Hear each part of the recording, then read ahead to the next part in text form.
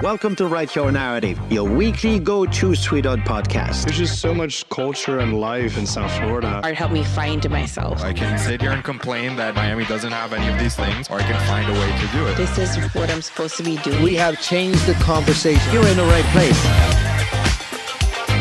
So, hi everyone, and welcome to Write Your Narrative. We are today recording that special episode from the Win 317 studio. And I do have a guest who's a graffiti writer, a Miami writer since the late 80s, mid-80s.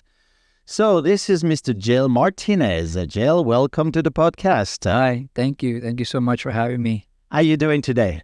I'm doing great. Doing good? Another beautiful day in sunny South Florida. Yes, we're very fortunate. We have a beautiful day. We had so much rain lately. Good for the plants. It's good for the plants, and it's good because actually that rain that we have, that weather, maybe that was your inspiration for your work somehow, because the walls can be destroyed by the elements here like crazy. People paint and people go over it. So, Jel, maybe you want to introduce yourself to our listeners? My name is Jel Martinez, and I come from doing graffiti since the late 80s. Used to be part of a crew called DGS, stands for the Graph Staff, with my partner named Deed. And we used to paint a lot in a neighborhood called Westchester, which is in Miami, close to Bird Road, in an area where Bird Road and Coral Way and Miller Drive. And that was our playground. Yeah, we talked about that neighborhood last night with the kids. Who's also from that neighborhood over there. Yeah, I used to see Keds work a lot everywhere. Keds was a little earlier than I was. So, oh, okay. You came after that? Yes. Yeah. So I used to see a lot of his work and his crew's work as well. Yeah. Freak and Damn. Yes. What was your transition from the graffiti days into what you are known for now, which is more like you called it the buff? I call it buffs. Yes, I call it urban abstraction. Urban abstraction, which is which is my paintings are urban abstractions, and they're from the urban landscape. So, growing up, me painting in the streets, going to paint walls, and riding bike, and most of our graffiti we would do it in the daytime. Yeah. So when we did murals or like wild style pieces, we actually would go in the daytime, drop off the paint, because those took a little more time, and we would leave the paint, then come back at night, so we didn't have to go to the spot with the cans on us. So then later I got into a crew very well known called the Inkheads. Yes. And my good friend now named Chris Mendoza goes by the name of Eric. He's the one that put me in the crew in like late 93, early 94. We painted at the Miami Beach High, and then ever since then we just kept painting, and the crew went international, came out a lot of magazines, went worldwide, and now we all have our own separate solo careers in fine art.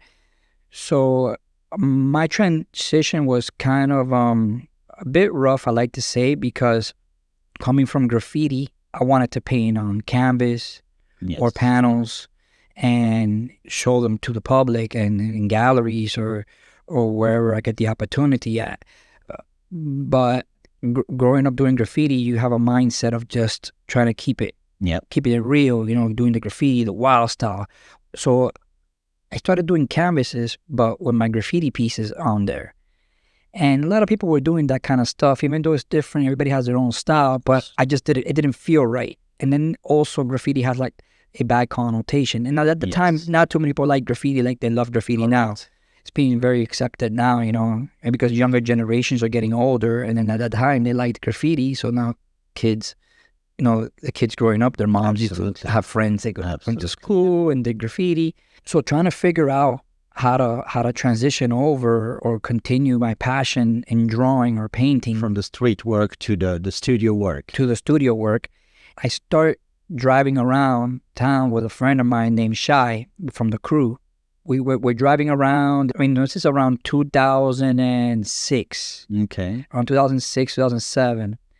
And I started talking to him, and I started telling him how now doing graffiti in the streets, I'm starting, instead of seeing the graffiti, I am noticing all the graffiti removals of the city removing the graffiti. Yes. So I started telling him about it. I go, I rarely am attracted to the graffiti. And if I am, it's covered up quickly, or I see more patches than I do see graffiti. So I started to see all these patches, but then through the patches of the removal, Yes. sometimes they use very low quality paint. So the tag will start to come through, the graffiti will start to seep through. Then you see all the different layers. You see the layers, you see the graffiti, you see the throw up, which is a throwy, which is like a bubble letter. Yes. I start to find that drawn to those shapes all over this, and I start to see them even more and more. So I start taking photos, and then my friend Shai actually goes, Jel, maybe that's your thing. That's what you should focus on. You know, that's like your niche. So I start to study. I started to go to the walls I used to paint before in the neighborhood I grew up in Westchester, by Bird Road, 112th Avenue, Yes. Concord Rooftop, which I think used to be called Concord Center, Concord Plaza. And this plaza actually had a lot of graffiti on the rooftop from many writers. So I started driving around, taking a lot of photos, documenting the walls. So to this day, I have around 60 or 70,000 photos of just the removals that I study. So I started playing around with that and trying to figure out how to get those compositions onto the canvas. So I started practicing, and I started finding the aesthetics where it's very pleasing. So the whole history of graffiti is in one painting. So the graffiti, one form of art goes up, which is the writing. Yes. Then followed by the removal, which is another form of art. It happens by the city employee, unintentionally, subconsciously. Then it could have another tag on top, and then the city comes back and erases it, and then it creates layers and layers and layers of these all overlapping floating shapes. Yes. And through that process, I start to get deeper and looking deeper into the walls. As I start to go see them, I see some that stay there for a very long time. So then the paint starts to chip, and the walls pieces start to fall off and reveal even older tag or pieces that were under. As I start to study and witness this, I start to remember all the pieces I used to do back when I was a kid, and I go visit those walls. Some of those walls are like behind buildings, facing the highway. A lot of grass growing. Oh, interesting. So very weathered. So that's when I start to discover now where the wall starts to peel, and I reveal the pieces, and the pieces start to get revealed, or the opposite, where the piece never got removed, stayed there. Paint started to peel off of the wall and reveals the plain wall in the background that I call urban abstractions, in urban landscapes. So with that is how process of me starting my paintings, I start to start thinking about and going back in time into my childhood and so you these urban abstractions. With your canvas work, you're trying to duplicate what was actually being on the wall on the streets. That's what. So, but I'm assuming there was a whole process and many different techniques to be able to get it to where I wanted it. I kind of like duplicate, but it will never be duplicated because it's too hard. Like even if I try to duplicate that same piece, it will never be the same. It can have the same kind of colors, but they're all freestyle in a way. They're not like copied and pasted kind of. It's more like it's all. But that's what graffiti is. I mean, there's two pieces alike. Yes. Yeah. When did you actually started your first canvas work? 2008. 2007, 2008. I'd say, canvas work, I started doing them like 1998. Okay. But there were graffiti pieces. There was graffiti. It'll say like it'll be a wild style with my gel piece with fillings, blends, design, 3D. I did that. So where I started to practice that, because what happened was that Andrew, we got unexpected. We were going to get a hurricane, so we needed to cover up the windows. A lot of us didn't have plywood or hurricane shutters at the time. The code wasn't there to enforce yet for development. So now you have to, by code, you have to have certain. Yes. So what we used to do is that we used to go out and we used to take the development sign when they were building a complex or they were building houses or like Lamar Homes or stuff like that. We would take the big board and take it home to cover up the windows. So around 1992, 93, after the hurricane, we took those pieces of wood off and I started to do a piece on those. So that was like my canvas. Then I started to continue to try to do those, but I didn't like the way, I didn't feel that graffiti pieces belonged on canvas, so to say. Yes, I know some of the graffiti does not always translate very, very well into canvas. That's not something really, it does work for some artists. You have you have to be very skilled, like the godfather of graffiti, like Scene. Yes. He does amazing, he's the master at that, Another one is really good is Cess from FC Crew. He does a very good job of that. And there's many others as well. But at the time, I just didn't feel that was, I felt it belonged in the streets. You were saying that all that layering process took some time to study, to get to be translated into the canvas work that you're doing now. And fortunately, you've been quite successful with that work. Your work is at the Museum of Graffiti. I always mention them. I got to give them a big shout out every time. Yeah, the private gallery. Oh, yes. No, they are doing such an amazing work. So you've been lately invited to Iowa. Iowa, yes. In the middle of nowhere. Northwood, Iowa. Yes, so they wanted a piece of Jel Martinez up there.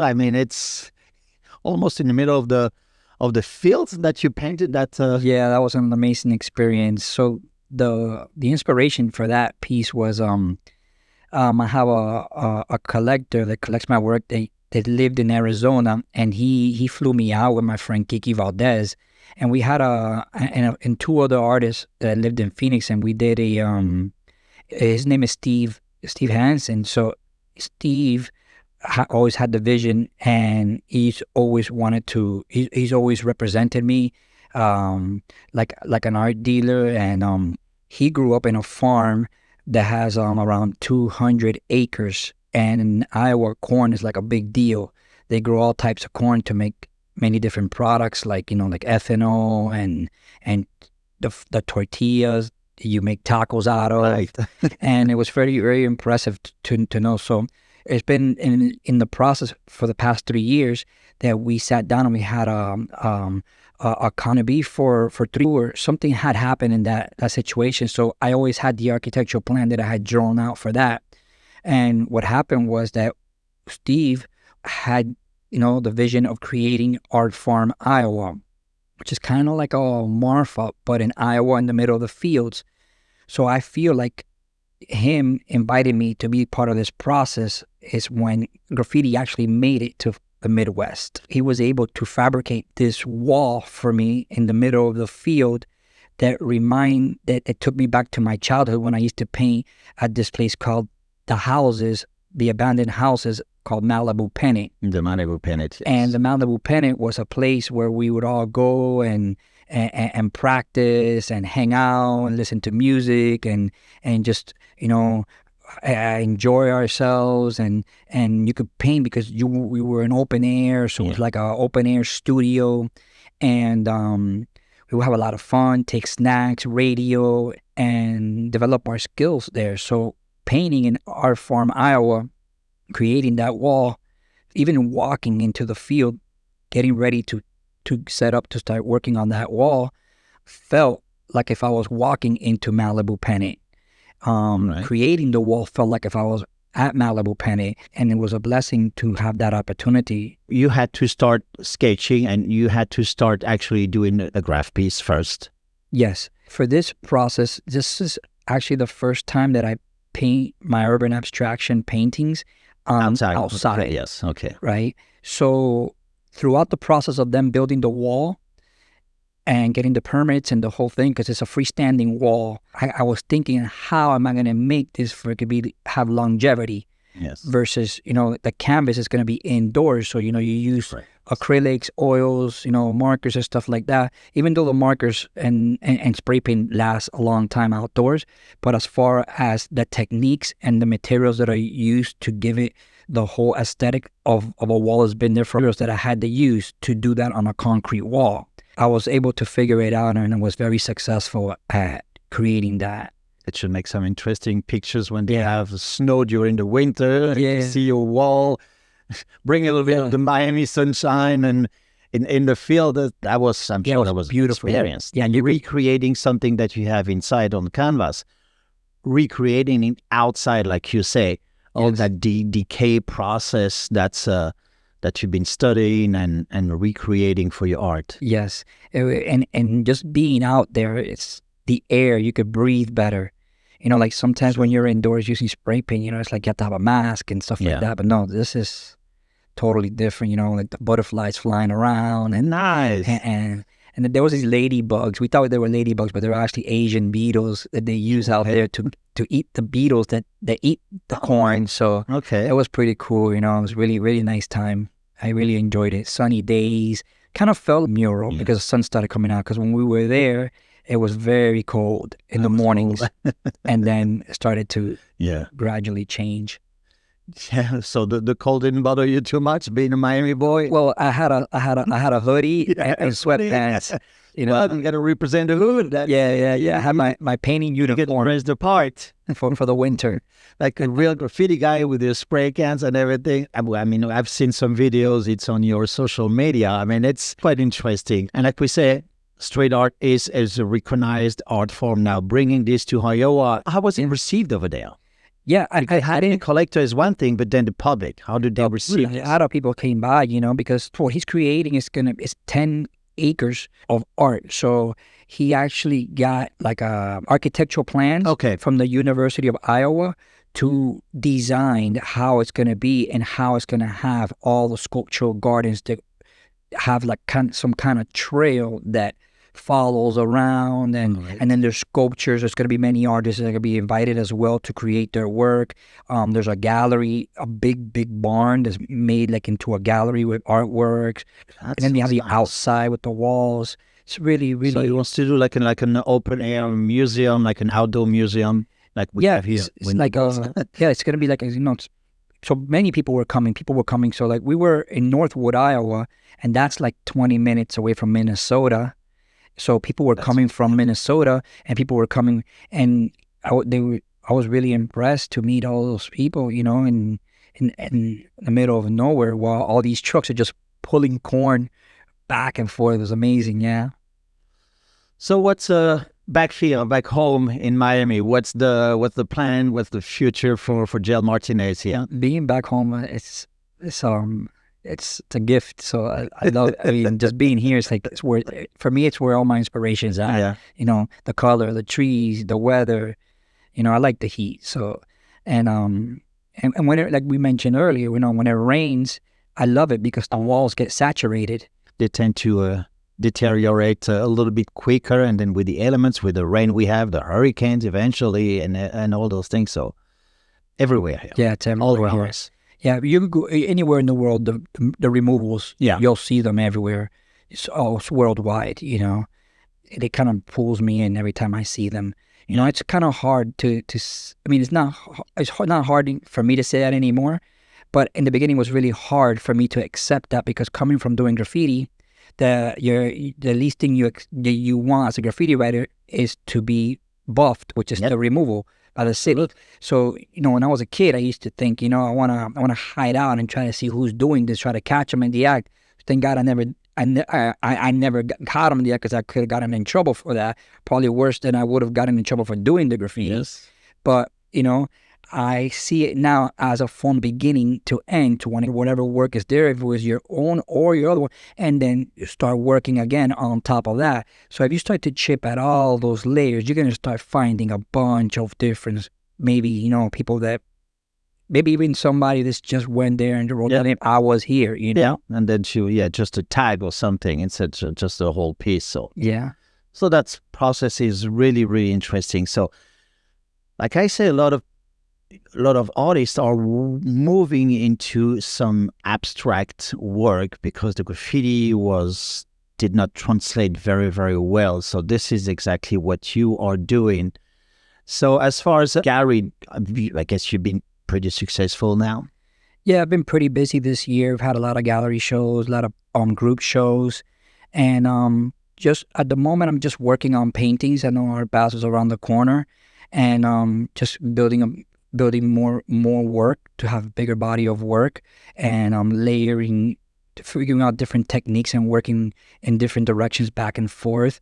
And but one thing that I'm gonna be a part of during Art Basel, I believe, is gonna be I'm gonna be showing a sketch that I did while I was in school and at the Museum of Graffiti with a lot of other writers from New York, the early days of New York City, and even writers local, yes, local. And the concept of this exhibition is when we were in school, the teacher was teaching. You would, you would be supposed to be taking notes. Exactly. But no, graffiti writers were scribbling and figuring out their sketch and their letter style and all that. So I barely had a black book because I felt that painting in a black book was tough because I had to open it and then the page that overlapped wouldn't let me feel comfortable in sketching. Oh, okay. So that was one thing. I never really liked black books. I had a few, but not that many. So I really enjoyed doing my sketches with mechanical pencils in school because on line paper with the little holes. So this show is going to be based off of line papers with graffiti with like educational notes. We're actually doing graffiti and maybe doing both, Just a kid. Just a kid and paying attention halfway to the teacher. Yes. Yeah, quite fun. So it's very interesting, and I've never heard of anything like that. So it's like one of a kind. I'm very grateful to be a part of that. Well, it's better to do it on paper than getting the marker or something on the desk and carving the desk. It's true. Like you probably have done too. Yeah. But those are hard to keep. So the paper that you used at the time, it's actually pretty interesting that you kept those little sketches. Because I didn't have a sketchbook. Were on line paper. And what I liked about the line paper is since the line paper has a red line and then the blue lines that go across. Correct, yes. So if you put that paper horizontal, the piece with my pieces, I would kind of start it where the red line was at. So then the blue lines, I would guide myself. So that was how I was be able to get the balance on each side of each letter. I didn't really notice that till later. I started looking at my own work and getting older. At the time, it was like subconsciously I was just doing it, right? And just trying to make the freshest to go out and maybe do it in the thing. So I held a lot of those sketches wanting to do them one day. So the better they got, at least for me, I held them that I still have them to this day and I've never done them. So now I'm trying to do them little by little. I'll take one out. So it's kind of like how you find retro bicycle, BMX bikes, or you find a retro shoe or a retro hat. So it's like I have retro sketches now. It's like because graffiti has so advanced and the techniques that it almost looks like Photoshop or Procreate, right? So I don't really know how to use that so much since I did it on paper. When you see it on an iPad and you create it, it looks exactly like that. But back then, we did it with markers on black books or like I was saying, it's on line paper. It's different when you do it when you do that style. It's a little bit back in time, I would say. Oh, yes. Well, back in the 80s, there was no computer, no tablets, no. I didn't have a black book. So what I did was I got a big folder, those folders that you snap. The binder, yeah. A binder, yeah. I had a binder. I got a black binder, so that was my black book. And I would put all my sketches in there like that. That's what I would do. All right. Well, Jel, thank you so much for that conversation. This is really, really interesting. I mean, I hope a lot of listeners are going to enjoy it as much as I did, because talking to you, we actually met recently. I've known your work. I've known of you for quite some time, but never had a chance to cross paths. Great meeting you as well, yes. Until a few weeks ago, thanks to Crave and Louis for the show they're doing at El Fresco. This is how we met. But this is really, really interesting. And I always try to find the different angles. Of course, everybody here in the local South Florida art scene, you all bring something different. Yes, it's a blessing, It is a blessing. It is a blessing. Well, thank you so much again, Jel, for that time. Thank you to our listeners. Join us next week. We're going to have another great episode. I'm not going to tell you who this is, but this is going to be fun. Have a great week, everyone, and we'll see you next time. Thank you.